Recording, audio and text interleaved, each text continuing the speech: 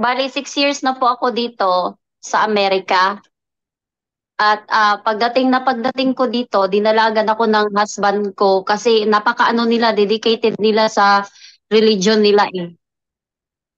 Ayun, sumasama ako to participate tapos para maipakita ko din na na-appreciate ko yung ano niya kasi Jesus din naman eh. Kaya ganon, pumunta ako but at the back of my mind, lagi po talagang may yung kulang tapos hindi ko sinasabi sa kanya hanggang sa ilang months na nagsisimba kami, punta pa rin ako ng punta hanggang sa nanganak ako, punta pa rin kami sa church niya. Hanggang sa nasabi ko sa sarili ko na parang, ba't walang Mama Mary? Parang hindi kumpleto. Kasi sa Pilipinas kasi, pag nagsimba ako, kay Mama Mary ako, dumadalangin talaga. Sinasabi ko sa kanya na sabihin mo kay Jesus na ganito, ganyan. Dito, direct to Jesus kasi sila. Tapos, parang yung prayers nila, panay kanta lang ng kanta lang sila ng kanta. Naiiyak ako. Hindi ko alam kung ba't ako naiiyak. And then I figure it out na sinabi ko sa asawa ko talaga one day, sabi ko, I don't think I could go with you to church anymore. Sabi ko, not to be disrespectful, pero mas gusto ko sa church ko. Eh, church natin dito sa sa Catholic. 5 minutes away lang sa bahay namin.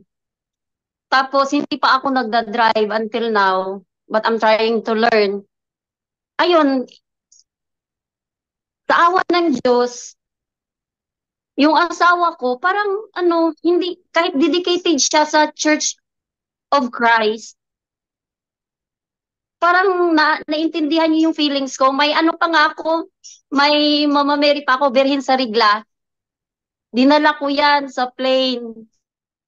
And when I was at the plane, iyak ako ng iyak kasi sabi ko sa sarili ko, ano ba ang mapupuntahan ko sa Amerika? Totoo ba siya? Siya ba talaga yung nasa camera na nagbibideo sa akin? I don't know, out of nowhere, nung naglanding na kami, tumayo yung lalaki na nasa gilid ko. Sabi ko sarili ko, Mama Mary, if you are with me in this journey, please give me a sign. Sabi ko, tumayo yung lalaki, bro. Pagtayo ng lalaki, yung damit niya, yung lalaki, American din.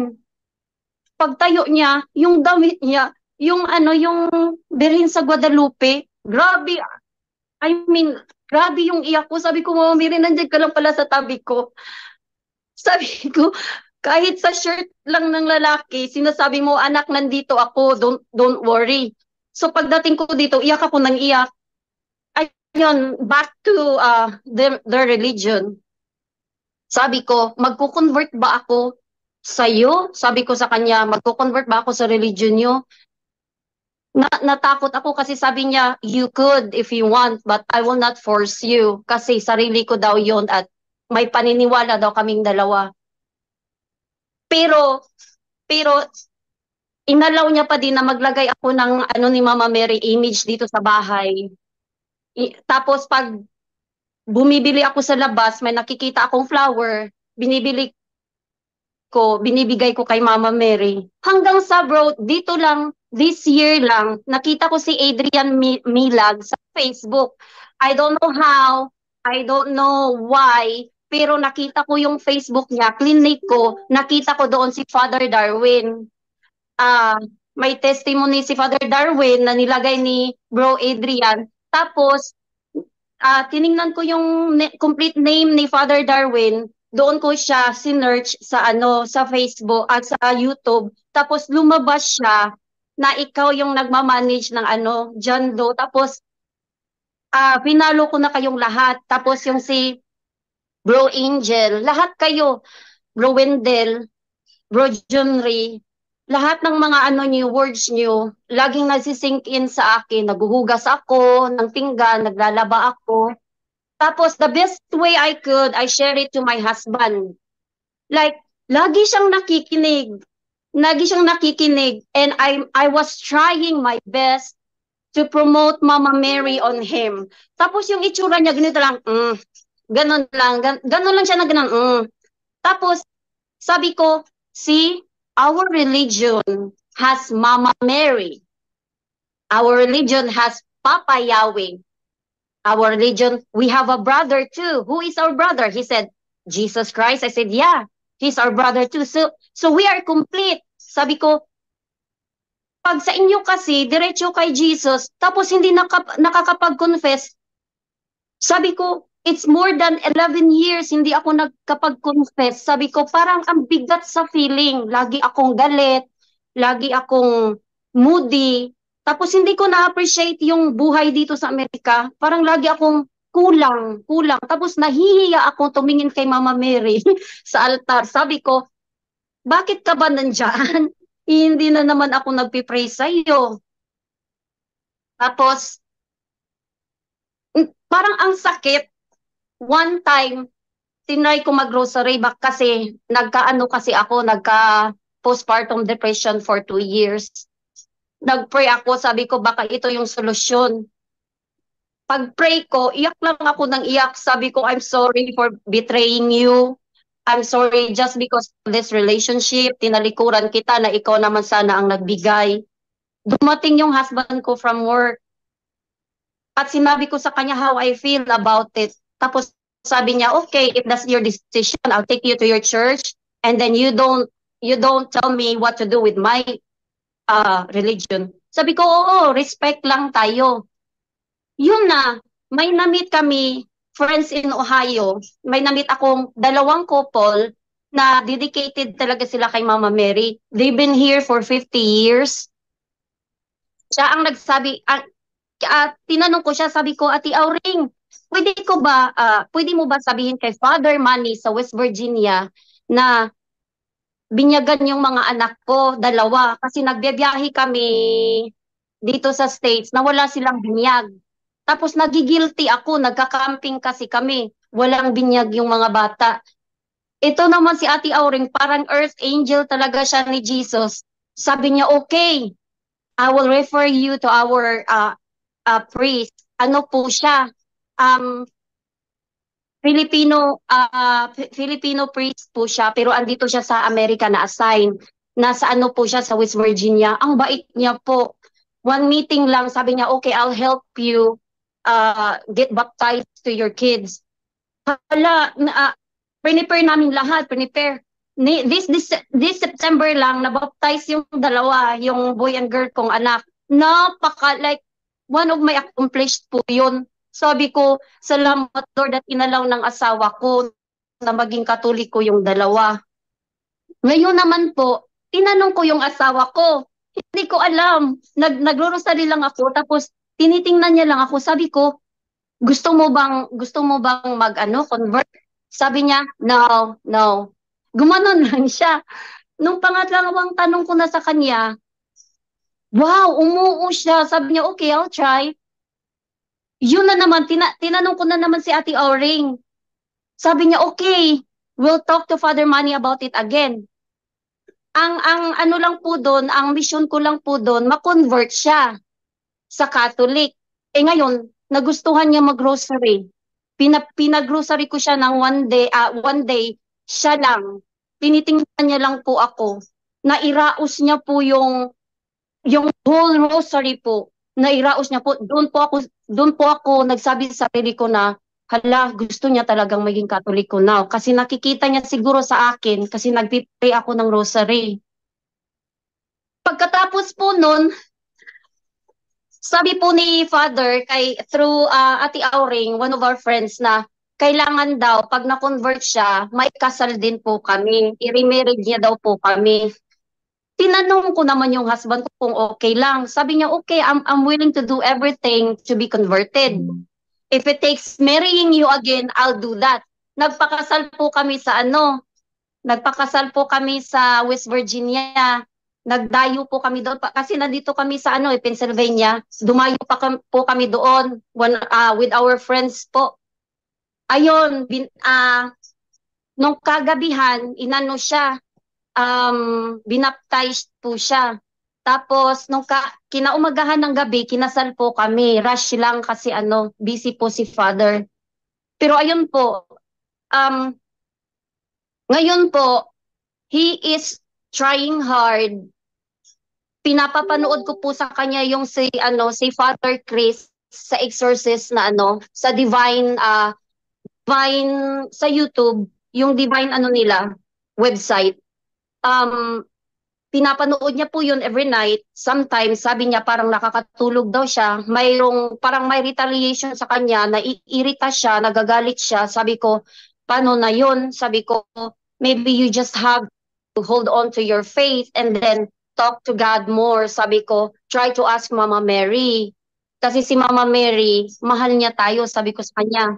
At saka po, nung nag-confess po ako, dito po ako nag-confess bago ako kinasal. Kinonfess ko po yung lahat, yung mga mortal sins na nagawa ko kasi I know deep within me, may kasalanan akong mabigat.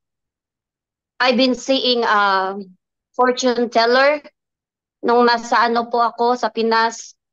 Tapos nagkasakit po ako. Pinainom po ako ng ng albularyo ng may siya, may prenay over siya na tubig na inumin ko daw in 7 days. Pero hindi naman po ako gumaling, grumabe. Tapos, yun po, nung nakita ko po dito sa Punto por Punto na ganun pala, sabi ko, hala, kasalanan pala yun. Ang alam ko lang po kasi, bawal po yung mga ilalagay-lagay dito for lucky charms, yung feng shui. Hindi ko naman po alam, pati po pala albularyo. Tapos tinanong ko yung mama ko kung kasi yung mama ko po taga Bohol. Sabi ko, kasi sabi ng ate ko may siya, may lahi siyang manggagamot. Yung mama ko naman nagsabi, hindi daw talaga manggagamot. Kaya hopefully po, next year, by May, gusto ko po pumunta ng Bohol para makita si Father Darwin at makahingi po ng ng basbas sa kanya. Kasi minsan po, madali po akong magalit. Kahit po na-accomplish ko na po siguro ito yung mission ko, na ma-convert yung asawa ko, mabinyagan yung mga anak ko. Deep inside ko kasi, may mabigat may mabigat. Naiirita ako.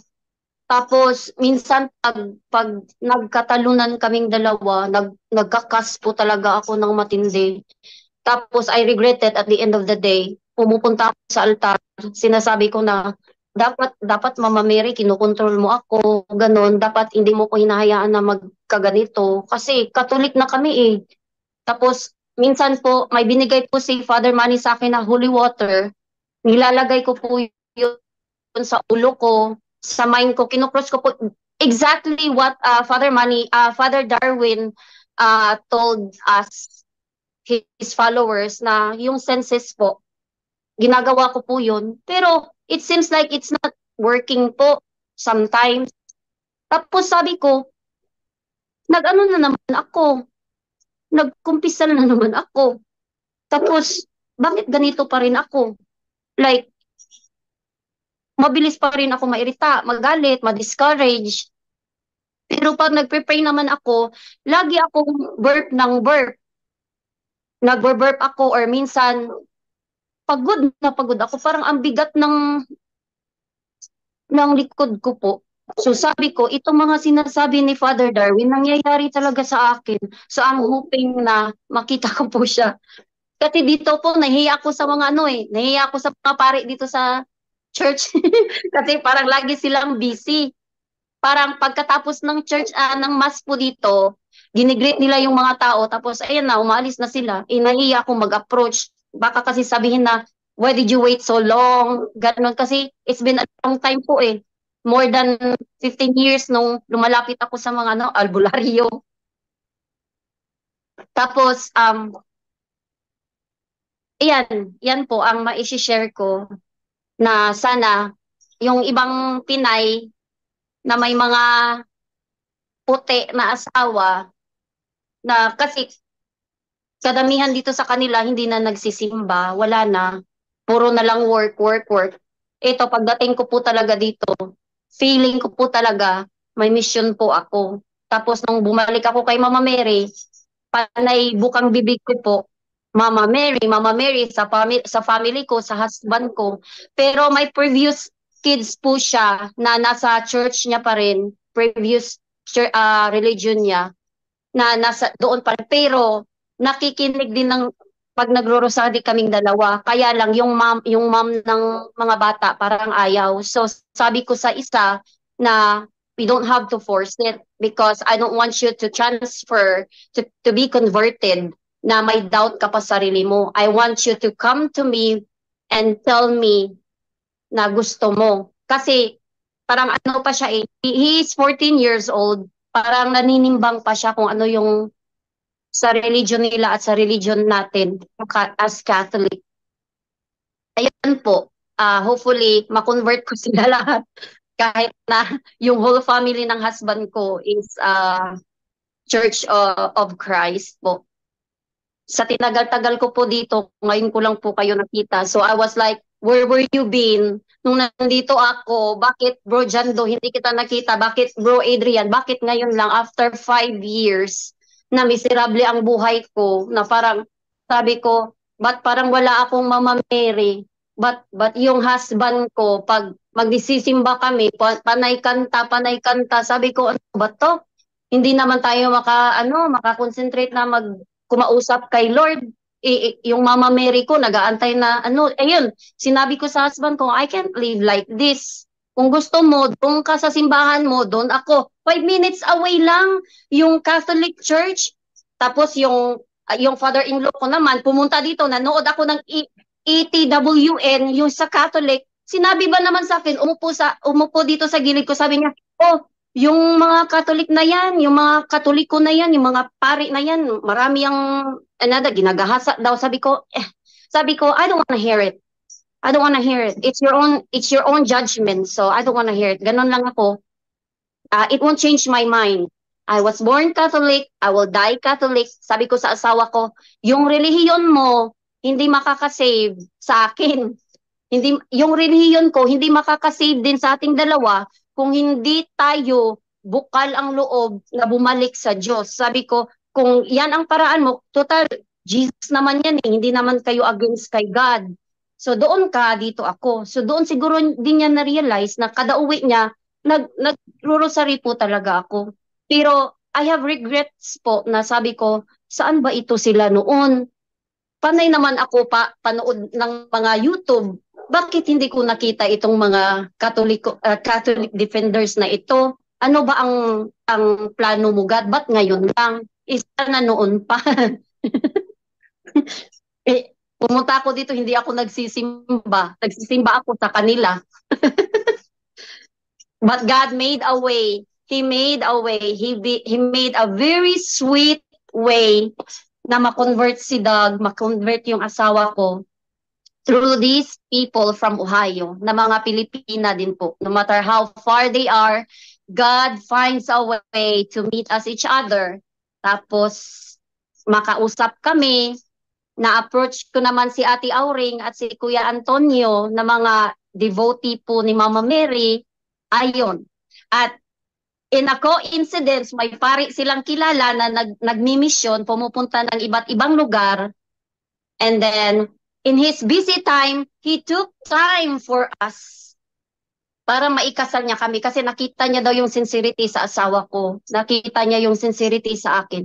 Ayun, kinasal po kami last month. Simple po siya, Filipino culture, at napakaganda. At proud po ako. Proud po ako kasi alam ko, since I was born, Mama Mary was there for me until now. Kahit na naging makasalanan ako, naging pabaya ako, naging pariwara ako sa Pilipinas, binigyan niya pa rin ako ng husband at 2 anak niya noon sa previous wife niya, natanggap ako kung ano ako. So I was thinking, God really thinks of my situation. He really thinks for my future, kung ano ang gagawin ko sa buhay. Kasi I was just living with my mom and dad in the Philippines and do nothing at all. Pinapa-apply nila ako ng work, hindi ako nag-work kasi tamad nga ako. Kaya, pero nag-abroad po ako sa Jordan. Nag-abroad po ako for 3 years. Hindi ko po alam na maid pala ang gagawin nila sa akin.